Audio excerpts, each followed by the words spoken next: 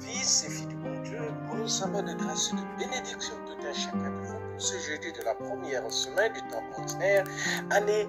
C'est d'abord Hébreux, le chapitre 3, versets 7 à 14.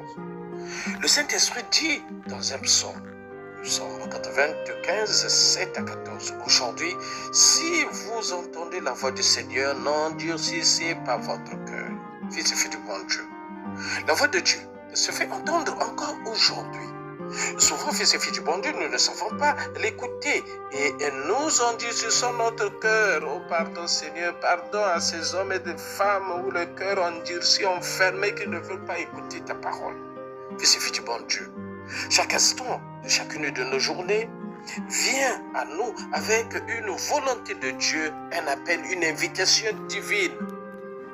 Fils et filles du bon Dieu, à nous de lire les signes des temps. Le Seigneur t'invite, écoute sa voix. Fils et filles du bon Dieu, Dieu voudrait faire entrer les hommes et les femmes dans son repos, dans sa paix, dans sa terre promise, dans sa propre intimité. C'est cela, l'œuvre de Dieu, son travail quotidien, aujourd'hui encore. Oui, Seigneur, donne-moi ce repos intérieur.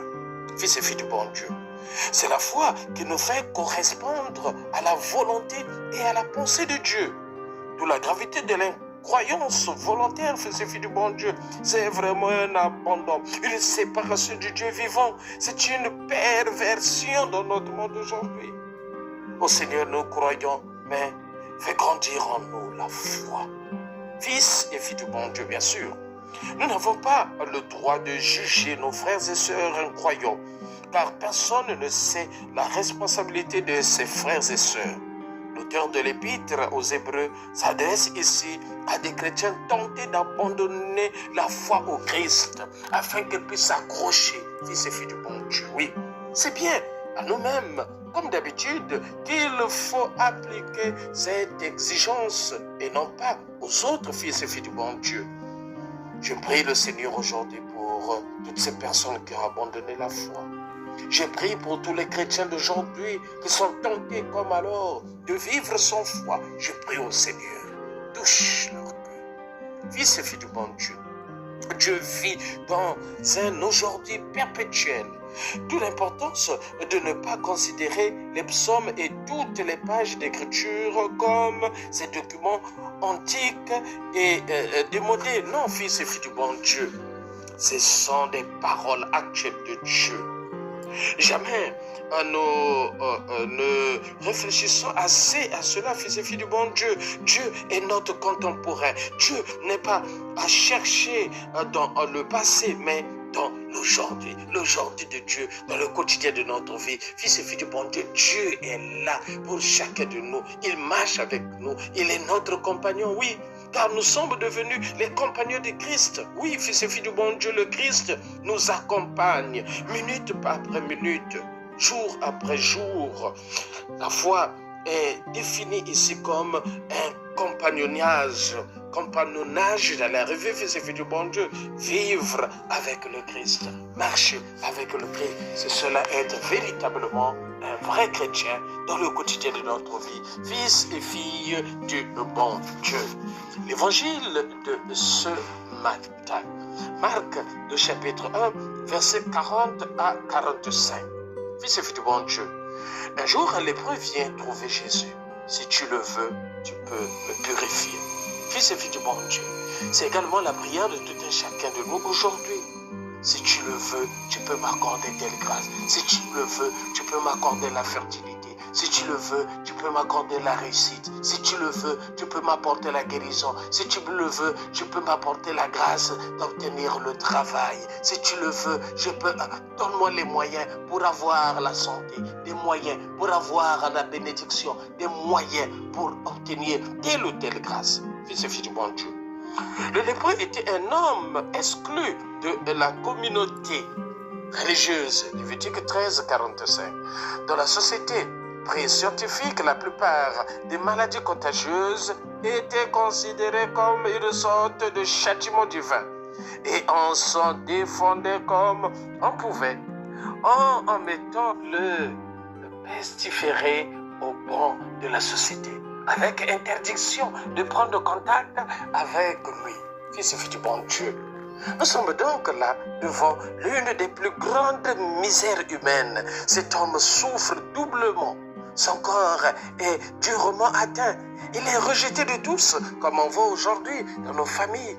Quelqu'un a une maladie contagieuse, quelqu'un a une maladie virale, est rejeté par la société. Il vit la double peine, fils et filles du bon Dieu. Elle vit la personne, la double peine.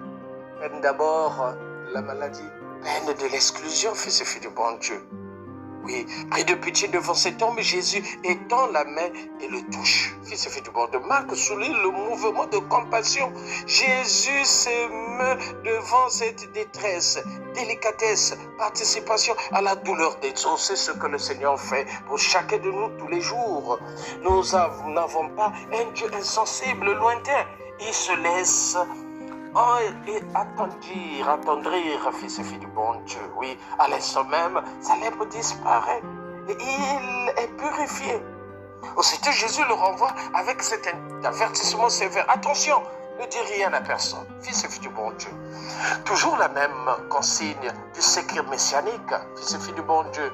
On disait jadis dans les catéchismes, Jésus a prouvé qu'il était Dieu en faisant des miracles.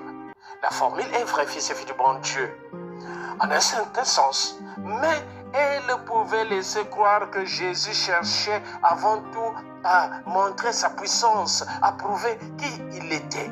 Or, c'est le contraire que nous découvrons. Jésus a délibérément caché sa consigne et demandé quand on ne parle pas de ses miracles. Fils et filles du bon Dieu, cette consigne sévère, ce secret, Jésus la maintiendra jusqu'à l'heure de la passion. Il la rappellera à Saint-Pierre le jour de sa profession de foi à Césarée. Il leur commanda sévèrement de ne parler de lui à personne. Marc 8, 29, 30. Mais nous aujourd'hui, dès que tu fais telle ou telle chose bonne, telle chose, tu veux montrer la ngunda, que c'est moi qui ai fait ceci, c'est moi qui ai fait cela. Non, fils et filles du bon Dieu, l'humilité précède la gloire. C'est la démarche de chrétien, fils et filles du bon Dieu. Oui, c'est une preuve supplémentaire de l'authenticité de l'évangile. Si ce livre avait été inventé par les admirateurs et écrit dans une intention apologétique, on aurait insisté sur la gloire, la puissance, les coups d'éclat divin. Or, c'est un fait qui s'est imposé à Marc, porte-parole de Pierre, fils et fille du bon Dieu. Le vrai Dieu ne veut pas de l'image fracassante qu'on se fait de lui. Et il est caractéristique que Jésus n'a revendiqué son titre de fils de Dieu que dans le contexte de sa passion devant le tribunal qui le condamnait à mort, au moment où il n'y avait plus aucun inconvénient à l'affirmation du mystère divin de sa personne, fils et fille du bon Dieu.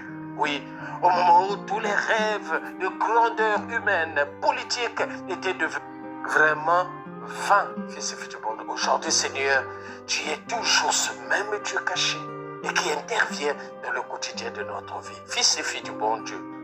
Oui, une fois parti, cet homme s'empresse à proclamer et de répandre la nouvelle. Fils et filles du bon Dieu ne pouvaient pas rester bouche cousue. C'était trop fort que lui de recevoir cette grâce extraordinaire. Fils et filles du bon Dieu, il y a des moments, c'est vrai. Il nous arrive, nous également, quand on ne reste pas dans le secret, on veut annoncer la bonne nouvelle, le grand miracle. Mais c'est aussi le point du témoignage de vie. Fils et filles du bon Dieu, oui, il est clair que Jésus refuse la popularité. Il fuit les enthousiasmes. Il fuit le ngunda pour que nous également, nous puissions nous revêtir de la simplicité des grâces qu'il accorde dans chacun de nous. Fils et filles du bon Dieu, à nous de demeurer dans cette grâce d'humilité. Et surtout, aimons-nous vivants, fils et filles du bon Dieu, et préparons notre ciel en faisant le bien sur la terre. C'était le Père Paul Diès Tounou de la paroisse Saint-Michel de Kembo, c'est Saint-Michel de la Gloire. Là, nous sommes dans l'archidiocèse de Libreville, c'est au Gabon, c'est une journée de grâce et de bénédiction, n'oublions pas. Qui paie, Yayo est en cause de bénédiction tout et chacun de vous. Merci Seigneur.